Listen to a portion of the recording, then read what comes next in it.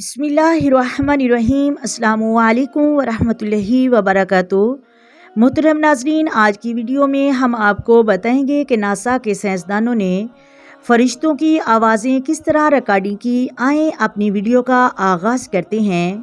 محترم ناظرین، حال میں یہ ویڈیو وائرل ہو رہی ہے کہ ناسا کے سائنسدانوں نے عجیب و غریب آوازیں ریکارڈنگ کی جو ساتویں آسمان کے اوپر سے آ رہی تھی۔ حدیث میں بھی ان آوازوں کا ذکر ہے اور ان کا ذکر نبی کریم صلی اللہ علیہ وآلہ وسلم نے خود فرمایا۔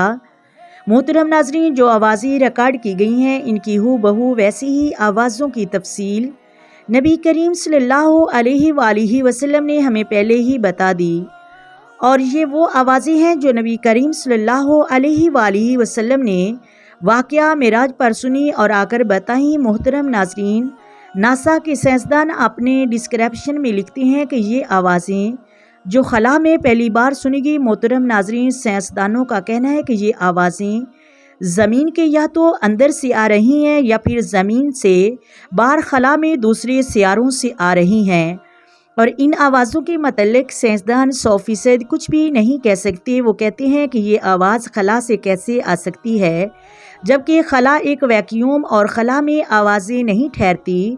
محترم ناظرین، نبی کریم صلی اللہ علیہ وآلہ وسلم نے جب واقعہ معراج پر گئے تو خوفناک آوازوں کو سن کر صحابہ کے سامنے بیان کیا تو محترم ناظرین، ناسا کے سائنسدان اور مغربی سائنسدانوں کے بتائے ہوئے دلائل کے باوجود بھی ہمیں نبی کریم صلی اللہ علیہ وآلہ وسلم کی بتائی ہوئی ان باتوں پر ایک رائی کے دانے کے برابر بھی شک نہیں۔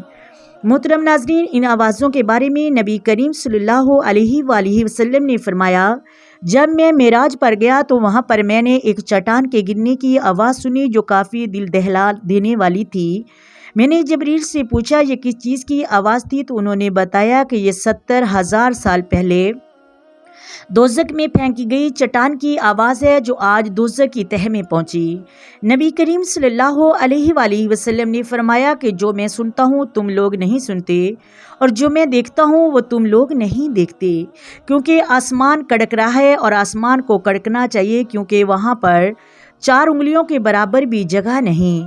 اور پھر نبی کریم نے فرمایا کہ وہاں پر ایک فرشتہ سجدہ کر رہا ہے، اگر تم لوگ اسے دیکھ لیتے تو تم لوگ کبھی بھی نہ ہنستے اور زیادہ روتے۔ محترم ناظرین، آقا دو عالم نور مجسم صلی اللہ علیہ وآلہ وسلم نے جو ہمیں اپنی امت کو بتایا ہے اس میں ذرا برابر بھی شک نہیں، اور وہ اتنا ہیبت ناک ہے کہ کوئی ایک مسلمان بھی اپنے رب کی بارگاہ میں کھڑا ہو کر سوال جواب نہ دے سکے۔ اتنی جلالت اور اتنی ہیبت ہے۔ محترم ناظرین، جبکہ آقا دو عالم نبی مصطفیٰ صلی اللہ علیہ وآلہ وسلم نے ہمیں سب کچھ بتایا تو سائنسدان پھر بھی اپنی سائنسی دلیل طلب کر رہے ہیں۔ جب انہوں نے یہ خلا سے آنے والی آوازوں کو ریکارڈ کیا تو وہ سر پکڑ کے بیٹھ گئے کہ خلا سے آوازیں کیسے آ سکتی ہیں، اور یہ وہ سوچنے پر مجبور ہو گئے کہ مسلمانوں کو ہماری بتائی گئی ریکارڈنگ سے پہلے ہی علم ہے کہ خلا سے آوازیں آتی ہیں۔ محترم ناظرین، جتنا ہم دنیا پہ موجود ہیں اس سے زیادہ اللہ تبارک و تعالیٰ کی کہیں اور بھی مخلوق ہے، اور ہر جگہ رب کی بے شمار مخلوقات موجود ہے۔